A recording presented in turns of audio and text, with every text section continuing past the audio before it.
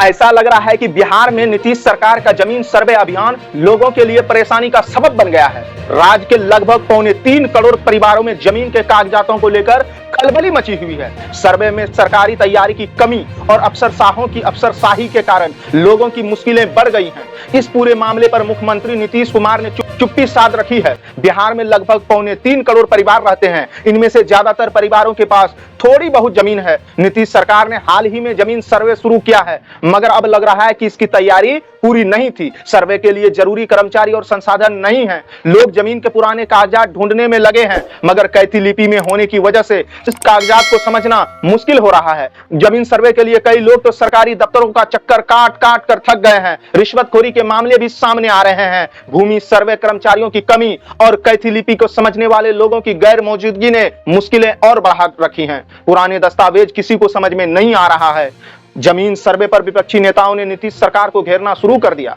BJP कोटे से भूमि राजस्व मंत्री दिलीप जायसवाल ने पहले तो एंग्री यंग मैन जैसा बयान दिया, लेकिन बाद में चुप्पी साध ली। हालांकि उप मुख्यमंत्री सम्राट चौधरी ने लोगों को आश्वासन दिया कि जमीन सर्वे की कोई आखिरी तारीख नहीं है, कोई आखिरी डेट नहीं है, ये चलता रहेगा। लेकिन जमीनी स्तर पर सरकार से किसान नाखुश हैं। लोग सरकार की तैयारी और अफसरों की मनमानी पर सवाल उठा रहे हैं। ऐसा ही कुछ आंध्र प्रदेश और तेलंगाना में भी देखने को मिला था, जहां जल्दबाजी में किए गए जमीन सर्वे के कारण लोगों में नाराजगी फैल गई थी। जानकारों का मानना है कि के चंद्रशेखर राव और जगनमोहन रेड्डी सरकारों को चुनाव में इसी वजह से हार का सामना करना पड़ा था। बिहार में नीतीश सरकार भूमि सर्वे करा रही है, लेकिन यह काम सरकार के लिए सिरदर्द बनता जा रहा है। आम लोगों से लेकर कर्मचारी और अधिकारी तक सभी को इस सर्वे में दिक्कतों का सामना करना पड़ रहा है। सर्वेक्षण का काम बहुत धीरे धीरे चल रहा है। पहले तो कर्मचारियों की कमी थी, पर अब कर्मचारी होने के बाद भी अन्य दस्तावेज पढ़ने में दिक्कतें आ रही है। बिहार में भूमि सर्वे का काम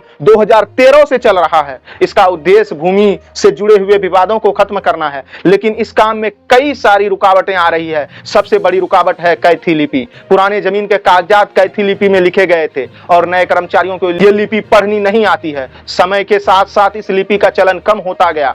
अब बहुत कम ही लोग बचे हैं जो कैथी लिपि पढ़ और लिख सकते हैं। यही वजह है कि नए कर्मचारियों को पुराने जमीन के दस्तावेज पढ़ने और समझने में दिक्कत हो रही है। इससे सर्वे का काम बहुत धीमा हो गया है। कई जगहों पर जमीन मालिक 5,000 से लेकर 15,000 रुपया देकर कैथी लिपि में लिखे दस्तावेज का अनुवाद करा रहा है, लेकिन यह अनुवाद कितना सही है इसकी कोई जानकारी किसी को नहीं है। गलत अनुवाद की वजह से जमीन विवाद और भी बढ़ सकते हैं। मगर सवाल उठता है कि सरकार को 11 साल बाद यह समस्या क्यों दिखाई दी?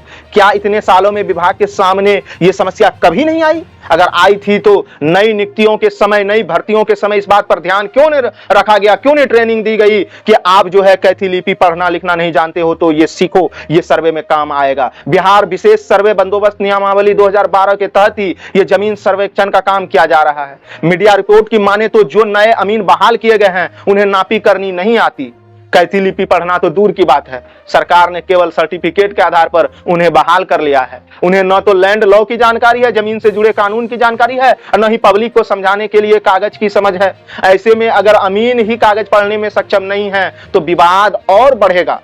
40-50 साल पहले बिहार के गांव में जमीन की अदला बदली आम बात थी। लोग आपस में जमीन की अदला बदली कर लेते थे, लेकिन जमीन की रजिस्ट्री पहले की तरह ही रहती थी। कई पीढ़ियां सिर्फ बातचीत या पंचों द्वारा बनाए गए कागज के आधार पर उस जमीन पर अपना हक मानती रही, क्योंकि पंचों ने फैसला कर दिया था। अब भूमि सर्वे के समय यही बात लोगों के लिए परेशानी का सबब बन रहा है। कि इस वीडियो में यहां तक बने रहने के लिए आप सबका बहुत बहुत धन्यवाद। सर्वे के बारे में आप क्या सोच रहे हैं वो भी जरूर कमेंट बॉक्स में लिखें। Thank you very much for watching this video. जय हिंद।